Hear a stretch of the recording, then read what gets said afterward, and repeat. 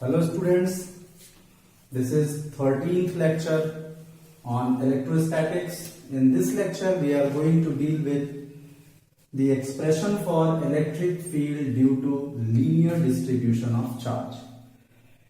पिछले दो लेक्चर्स में हम लोगों ने इलेक्ट्रिक डाइपोल जो कि दो पॉइंट चार्जेस का कॉन्फ़िगरेशन होता है उसके एक्सियल और इक्वेटोरियल लाइन पे इलेक्ट्रिक फील्ड के लिए एक्सप्रेशन डिराइव किया था।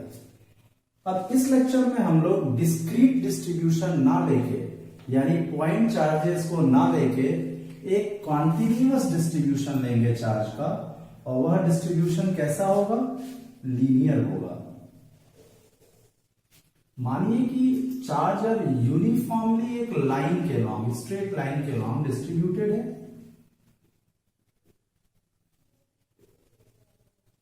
और इस लाइन की लेंथ को हम L मान लेते हैं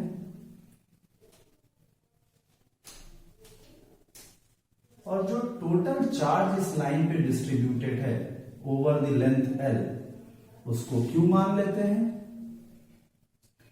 तो यदि Q चार्ज Q, L यानी Q चार्ज L लेंथ पे डिस्ट्रीब्यूटेड है तो यहां पर एक रिलेवेंट फिजिकल क्वांटिटी है लीनियर डिस्ट्रीब्यूशन और linear charge density, linear charge density, इसको हम लैम्डा से डिनोट करते हैं Q बाई L, कूलाम पर मीटर। यानी L लेंथ पे Q चार्ज डिस्ट्रीब्यूटेड है तो per unit length total charge by total length, इसको हम लीनियर चार्ज डेंसिटी कहते हैं। इस लेंथ L के लिए निकल आया। अब हम इंटरेस्टेड हैं कि हम इस लीनियरली डिस्ट्रीब्यूटेड चार्ज की वजह से इलेक्ट्रिक फील्ड निकालेंगे at some point which is on the equatorial line of this line of charge. हम पॉइंट यहां पे जो चूज कर रहे हैं इसको हम कहीं भी चूज कर सकते हैं। इनफैक्ट हम इस पॉइंट को इस लीनियरली डिस्ट्रीब्यूटेड चार्ज की वजह से हम किसी भी पॉइंट पे इसके सराउंडिंग में, इस लीनियर डिस्ट्रीब्यूशन ऑफ चार्ज के सराउंडिंग में किसी भी पॉइंट पे इलेक्ट्रिक फील्ड निकाल सकते हैं। हम यहां पे इस पर्टिकुलर पॉइंट को चूज कर रहे हैं। जब हम इस पॉइंट पे इलेक्ट्रिक फील्ड निकाल लेंगे तो हमें अपने आप ये बात समझ में आ जाएगी कि किसी और चूजन पॉइंट पे इलेक्ट्रिक फील्ड कैसे निकालना है। तो इस पर्टिकुलर केस को हम लोग चूज करते हैं। अब यहां पे एक बार फिर से बता दूं कि इस पूरे डेरिवेशन में हमें करना क्या है? डेरिवेशन किस बात का करना है? इस linear continuous distribution of charge की वजह से इस पॉइंट ए पे जो कि बाइसेक्टर पे है, जो परपेंडिकुलर बाइसेक्टर है इस लाइन का, उस पॉइंट पे इलेक्ट्रिक फील्ड के लिए एक्सप्रेशन निकालना है। अब इलेक्ट्रिक फील्ड चूंकि वेक्टर क्वांटिटी है तो वेक्टर के कॉन्सेप्ट्स इन्वॉल्व होंगे और ये चार्ज का डिस्ट्रीब्यूशन कॉन्टिन्यूअस है इसलिए यहां कैलकुलस का भी एप्लीकेशन होगा। तो एक बार फिर से इन दोनों चीजों पे खास ध्यान देंगे। तो हम करते क्या है कि एक कोई छोटा सा एलिमेंट्री पार्ट लेते हैं इस लीनियर चार्ज पे और इसको हम सेंट्रल पॉइंट से x डिस्टेंस पे लेते हैं और इस छोटे से एलिमेंट्री चार्ज, ये छोटा सा एलिमेंट्री चार्ज क्या है? अगर हम माने कि ये पूरा linear charge, line of charge छोटे छोटे पॉइंट चार्जेस से बना है तो उनमें का एक पॉइंट चार्ज हम इसे मान ले रहे हैं जो मिडिल पॉइंट से x डिस्टेंस पे है, राइट साइड में, in the right side of middle point. तो इस चार्ज का जो डिस्ट्रीब्यूशन है ओवर द लेंथ dx मान लेते हैं। dx means infinitely small part of x, x का एक छोटा सा हिस्सा, और इस टोटल चार्ज q, जो q यहां पे है, इसका छोटा सा हिस्सा चार्ज यहां पे है, उसको हम dq मानते हैं, infinitely small charge, point charge dq। अब dq चार्ज की वजह से a पॉइंट पे यदि इलेक्ट्रिक फील्ड देखें तो किधर होगा? पॉजिटिव चार्ज है, ये पॉइंट चार्ज है। पॉइंट चार्ज की वजह से इलेक्ट्रिक फील्ड कैसे होता है? इसको कंटिन्यूअस लाइन भी आप बना सकते हैं,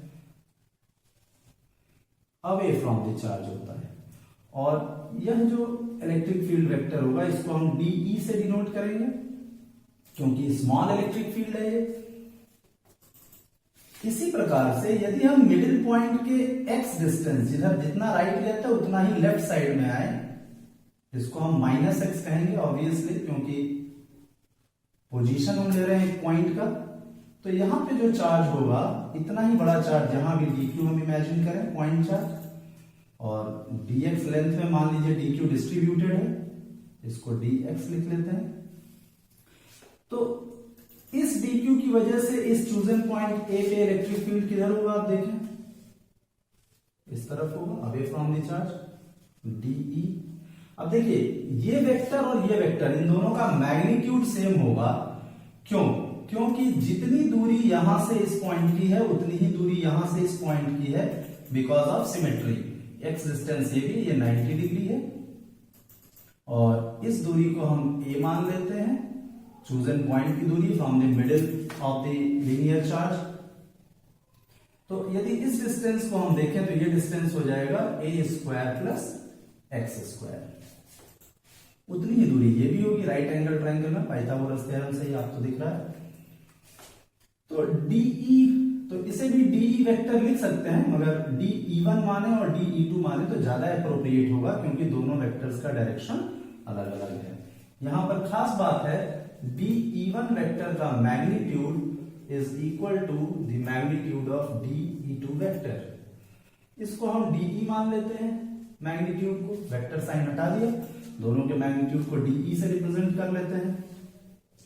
तो यदि अब इस पॉइंट पे हमें टोटल इलेक्ट्रिक फील्ड निकालना है, तो कैसे निकालेंगे? हमें इस पूरे लीनियर चार्ज की वजह से निकालना है। तो अब यहां पे देखिए कैलकुलस कहां अप्लाई हो रहा है। अगर ये पूरा लीनियर चार्ज जो Q चार्ज है, जो L लेंथ में डिस्ट्रीब्यूटेड है, इसको हम माने कि ये ढेर सारे dQ चार्जेस से मिलके बना है, पॉइंट चार्जेस से, तो उन सभी पॉइंट चार्जेस की वजह से यहां से लेके यहां तक जो पॉइंट चार्जेस डिस्ट्रीब्यूटेड हैं, उनकी वजह से यहां इलेक्ट्रिक फील्ड निकालें। हर इंडिविजुअल dQ की वजह से इलेक्ट्रिक फील्ड यहां निकालें और उन सब का वेक्टर सम करें, क्योंकि इलेक्ट्रिक फील्ड वेक्टर है, और हर dQ की वजह से उस वेक्टर का यहां पे डायरेक्शन अलग होगा। आप देख सकते हैं, अगर इस dQ को हम यहां ना चूज करके यहां चूज किए होते तो direction would have been a different one. तो डायरेक्शंस डिफर करेंगे, तो एडिशन में अब हमें सावधानी रखनी होगी। कैसे हम ऐड करेंगे इसे देखते हैं। जैसे इन दो dQs को हमने लिया है, इन दोनों ही वेक्टर्स को x और y डायरेक्शन में हॉरिजॉन्टल और वर्टिकल मान लेते हैं, रिजॉल्व कर लेते हैं। तो यदि इस एंगल को हम थीटा मानते हैं, तो ये एंगल थीटा हुआ, ऑल्टरनेट इंटीरियर एंगल्स। तो यह एंगल यदि थीटा होगा तो देखिए ये वर्टिकली अपोजिट एंगल, यह भी थीटा होगा, और यह थीटा है तो ये भी थीटा होगा। आइसोसेलेस ट्रायंगल होने की वजह से इक्वल एंगल्स है, equal sides opposite to them, इसके सामने का एंगल इसके सामने के एंगल के बराबर होगा। तो यह अगर थीटा है तो यह भी थीटा होगा, और इसके सामने वर्टिकली अपोजिट यह भी थीटा होगा। तो यह अगर dE वेक्टर इसका मैग्नीट्यूड माने तो ये हो जाएगा dE cos थीटा, और ये dE माने तो इसका भी ये कंपोनेंट होगा dE cos थीटा, और ये वाले कंपोनेंट दोनों के साइन कंपोनेंट होंगे जो ऐड होंगे सेम डायरेक्शन में, तो दोनों को ऐड करेंगे twice dE sin theta. dE cos theta opposite vectors हैं, इन दोनों की वजह से ये कैंसिल हो जाएंगे कंपोनेंट्स, और यह वाला कंपोनेंट ऐड होकर ट्वाइस हो जा रहा है। तो अब 2dE sin theta is the net electric field due to these two dQs which are symmetrically distributed about the middle point of length L। अब सभी dQs के लिए निकालना है तो इसको सम अप करना पड़ेगा। इस dE sin थीटा को 2dE sin थीटा को हम सम अप करेंगे। सम अप कैसे करते हैं, एडिशन कैसे करते हैं, यहां कैलकुलस का एप्लीकेशन है, उसको हम मेथड ऑफ इंटीग्रेशन से ऐड करेंगे। तो नाउ ई टोटल, अब हम यहां से लिखना शुरू करते हैं। इलेक्ट्रिक फील्ड टोटल या नेट का जो मैग्नीट्यूड होगा वो होगा integration of 2DE sine theta.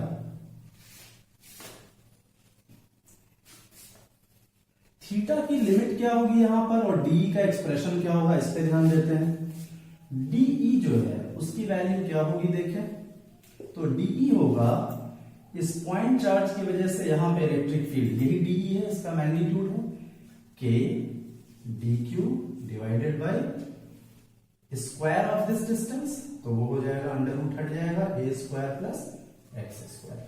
और यहां पे हम डी क्यू को क्या लिख सकते हैं, लेमडा इंटू डीएक्स, क्योंकि एल लेंथ में क्यू चार्ज है तो डीएक्स लेंथ में डी क्यू चार्ज है यदि, तो lambda is equal to D Q by dx भी लिख सकते हैं, charge divided by the length in which this charge has been distributed, that is the linear charge density.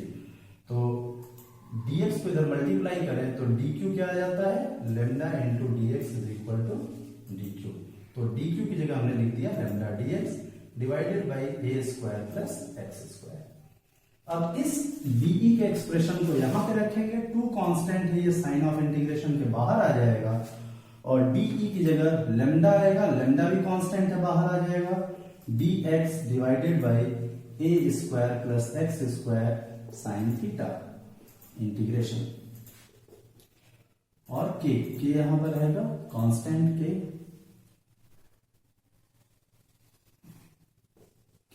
Lambda, 2k lambda integration. अब यहां देखिए x और theta दो variables हैं, ये खास बात है कैलकुलस, अगर आप इस इंटीग्रेशन को समझते हैं तो साइन थीटा में थीटा वेरिएबल है और dx में x और डिनोमिनेटर में भी x वेरिएबल है। तो किसी भी फंक्शन को इंटीग्रेट करने के लिए सिर्फ एक वेरिएबल में उसे होना चाहिए, अगर dx है तो सारा कुछ x में होना चाहिए, या फिर यहां d थीटा हो और सारा कुछ थीटा में एक्सप्रेशन हो, तो ये हमें करना पड़ेगा। तो यदि हम सारा कुछ थीटा में ले लें या x में कर लें तो साइन थीटा की वैल्यू यहां से सब्स्टिट्यूट कर देते हैं, इस ट्रायंगल में से साइन थीटा की वैल्यू अगर हम निकालते हैं तो देखिए क्या आएगा, perpendicular a upon this a divided by under root a square plus x square multiplied by a square plus x square dx। अब ये इसको पावर यहां पे अगर देखें तो ये 1/2 पावर है स्क्वायर स्क्वायर का, यहां 1 है, तो इस पूरे को यदि हम हटा दें तो पावर 1/2 प्लस 1 यानी कि 3/2 हो जाएगा। अब a कांस्टेंट है, ये बाहर आ जाएगा, a will come out of sine of integration, dx upon A square plus x square power 3/2, इसको हम इंटीग्रेट कर लेंगे तो हमें एक्सप्रेशन मिल जाएगा ये टोटल का। और x की वैल्यू कहां से कहां वेरी करेगी आप देख सकते हैं, 0 to l/2। ये 0 to l/2 क्यों ले रहे हैं, क्योंकि ट्वाइस जो किया है हमने उसमें लेफ्ट साइड के पार्ट जो भी dqs हैं उन सभी dqs को यहां ऐड किया गया है, क्योंकि इस dq की वजह से जो इलेक्ट्रिक फील्ड था उसका जो कंपोनेंट ऐड होना है, ये कंपोनेंट तो कैंसिल हो जाएगा, उस कंपोनेंट को ऐड करके हमने ट्वाइस कर दिया है। तो अब जब हम सम अप करेंगे तो x की वैल्यू 0 to l/2 आधे डिस्टेंस के लिए 0 से l/2 अगर हम करेंगे तो ऑलरेडी इधर वाले पार्ट उसमें ऐड हो जाएंगे, क्योंकि यहां ट्वाइस करके हमने उसको पहले ही यहां इनकॉर्पोरेट कर लिया है। तो x की वैल्यू 0 से x इक्वल टू l/2 तक ये इंटीग्रेट होगा और इसे इंटीग्रेट करके हम एक्सप्रेशन, तो अब इसको इंटीग्रेट करते हैं हम लोग, x में कन्वर्ट हो गया है ये। देखिए इसको इंटीग्रेट करने के लिए ट्रिग्नोमेट्रिक सब्स्टिट्यूशन हम लोग यूज करेंगे। ट्रिग्नोमेट्रिक सब्स्टिट्यूशन कैसे यूज करेंगे अब आप देख लीजिए, बहुत सिंपल है। यहां पर हम x को, आप इस राइट एंगल ट्रायंगल में भी देख सकते हैं, x डिवाइडेड बाय a क्या होगा, tan थीटा होगा, base upon perpendicular upon base a divided by x अगर करते हैं तो a by x is equal to tan theta होगा। तो x क्या होगा, this implies x is equal to a cot theta. अब x equal to a cot theta, यहाँ x को जहां भी x लिखा होगा वहां हम ए कॉट थीटा लिख देंगे, और जो dx है इसको हटाने के लिए हम इसको डिफरेंशिएट करके dx निकालते हैं। तो पहले इसे डिफरेंशिएट करते हैं। तो देखिए dx is equal to d of this whole thing, दोनों तरफ का डिफरेंशियल पार्ट ले रहे हैं हम, तो d of a cot theta. a चूंकि कांस्टेंट है, ये डिफरेंशियल के बाहर आ जाता है, so this implies dx is equal to a, बाहर आ गया, बचा क्या d cot theta. d cot theta को सिंप्लीफाई करने के लिए हम डिवाइडेड बाय d थीटा करते हैं और मल्टीप्लाइड बाय d थीटा करते हैं।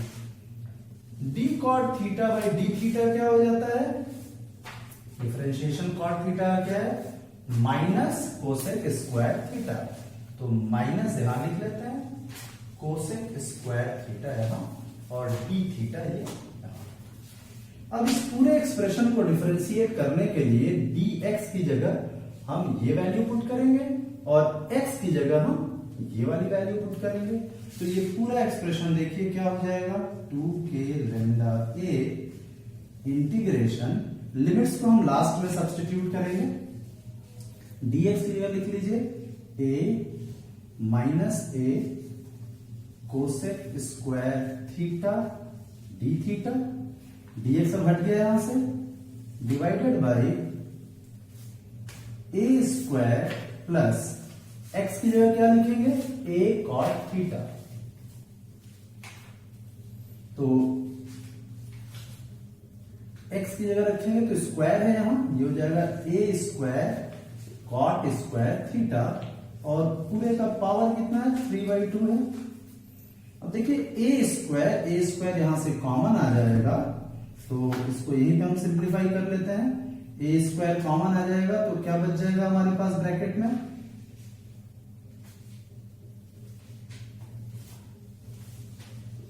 1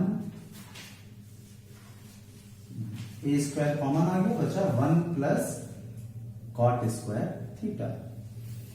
अब देखिए इसको 1 प्लस कॉट स्क्वायर थीटा को हम क्या लिख सकते हैं, ट्रिग्नोमेट्रिक आइडेंटिटी आप जानते हैं, इसको हम कोसेक स्क्वायर थीटा लिख सकते हैं। तो इस पूरे को 1 प्लस कॉट स्क्वायर थीटा को हम यहां से हटाकर ब्रैकेट के अंदर हम क्या लिख सकते हैं, cosec square theta, trigonometric identity है। अब देखिए यहां भी स्क्वायर और यहां स्क्वायर रूट है, तो ये पावर्स कैंसिल आउट हो जाएंगे और एक्सप्रेशन क्या हो जाएगा हमारा, 2k lambda a integration of minus, ये a देखिए कांस्टेंट है, बाहर आ जाएगा, या अभी हम यहां भी रहने दे सकते हैं, a cosec square theta d theta divided by, देखिए स्क्वायर ये दो स्क्वायर है, यहाँ स्क्वायर रूट है, पावर्स कैंसिल होंगे, पावर क्या बचेगा, 3 बचेगा, यानी a कोसेक थीटा का पावर 3 होगा। और यहां पे देखिए कोसेक थीटा पावर 3 है, न्यूमरेटर में कोसेक स्क्वायर थीटा है, तो स्क्वायर और थर्ड पावर कैंसिल होगा तो नीचे कोसेक थीटा बचेगा, तो यह एक्सप्रेशन हमारा क्या हो जाएगा, इसको हम लोग आगे यहां से लिख लेते हैं, इसे रब कर देते हैं,